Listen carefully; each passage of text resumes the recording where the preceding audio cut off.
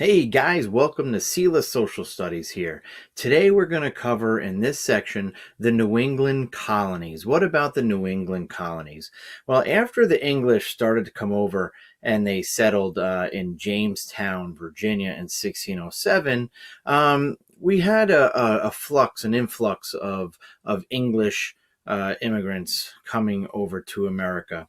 And in 1620, a small group of Puritan immigrants called the Pilgrims they're upset. They're very angry with the corruption that's going on in the Church of England.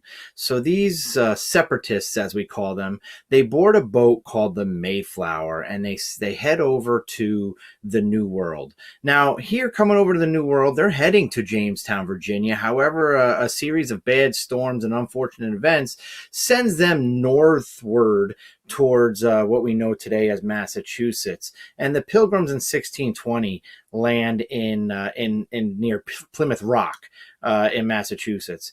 And before they really get involved in the whole colonization of the Plymouth colony, they need to set up a government. Okay, since they were heading to Virginia, where they already had some sort of government established, they needed to put in place a type of government. So they signed the Mayflower Compact. And the Mayflower Compact is like the real first form of government put in place in the New England colonies there. So that's kind of what's important about that. So these separatists, these Pilgrims in 1620, come over and they form the Plymouth colony. And the Pilgrims are the ones that we can also credit having the first Thanksgiving with the Native American. The next group of people we're going to talk about here are the Puritans. In 1630, the Puritans, led by John Winthrop, come over to the New World as well. They're going to land in around the same area. They're going to land in Massachusetts. They're actually going to go ahead. Winthrop is going to go ahead and form the Massachusetts Bay Colony in 1630. And they came over here. Now, the way to remember the difference between Pilgrims and Puritans, because the Pilgrims were actually a small group of Puritans, but they wanted to separate. They were separatists. They wanted to get away from the Church of England. They wanted to come over here to escape religious persecution for them speaking bad about the church.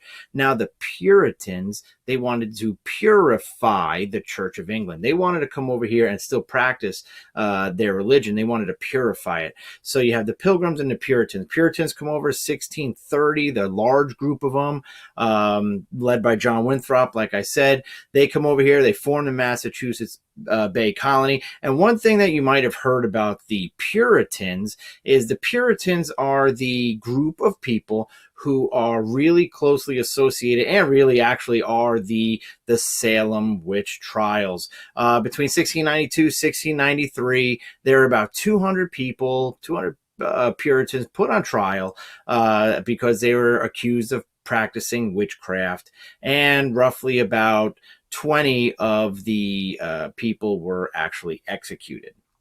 So the next thing we're going to talk about here is the actual founding of the colonies, the years and who did it. Now I'm going to have my note sheet in front of me here just so I don't mess up any names or any dates. So in 1620, we did know that the Pilgrims came over here. They founded the Plymouth colony, but they were a small group of people. They got sick. Things happened to them. 1630, the Puritans came over and they founded the Massachusetts Bay Colony, which ultimately becomes Massachusetts. In 1623, Captain John Mason founded the New Hampshire Colony.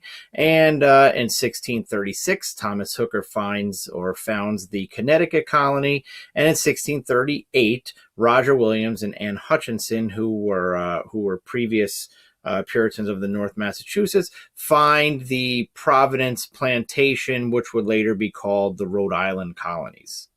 The last thing we're going to discuss is the economy of the New England colonies. And in order to talk about economy of these colonies, you have to discuss three things. And it's a math problem that I want you to know. Oh gosh, math. Okay. Geography plus climate equals economy. That has to happen. That's always the way it has happened. The climate and the geography rule the economy of the New England colonies. So what about the New England colonies? Were they big farming into farming? Did they have big plantations? One way to easily remember about the New England colonies not having large plantations is you have to remember the New England colonies, small farms. Okay, so the New England colonies, the geography there was mountainous, it was rocky, it had a lot of seaports, which would come in handy. But because of that rocky, mountainous soil, they could not have really big farms. They also had long, harsh, cold winters and short, mild summers. That was also another thing that was not good for planting. So you have these long, harsh winters, cold or short, mild summers, and really poor land. So what can you do for money? You can't farm, you can't sell any food, tobacco, anything like that. So what do you have to do? Well, because of their location in the northeastern part of the United States, right on the eastern seaboard, and you had all those ports, like I said, for boats to go into.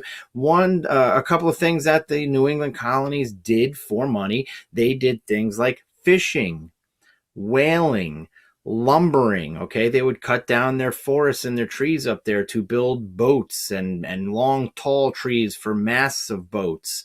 Okay, so you have to remember this when we talk about the middle and the southern colonies. It's always going to be the same.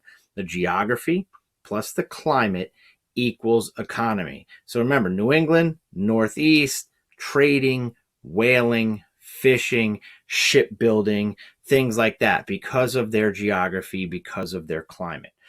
Hey guys, remember to mash that subscribe button and like button and look for more videos from Sela Social Studies.